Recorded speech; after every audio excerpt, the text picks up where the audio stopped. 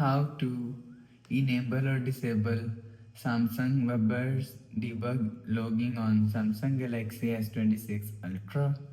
Let's start the video. First of all, go to App Library. Here click on Settings app.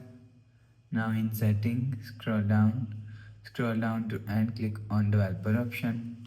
After click on Developer option, scroll down and search Samsung Verbose Debug logging from here. Scroll down. You will see Samsung Verbose Debug logging is here. If you want to enable Samsung Verbose Debug logging, turn on this button. After turn on this button, you will see Samsung Verbose Debug logging is enabled.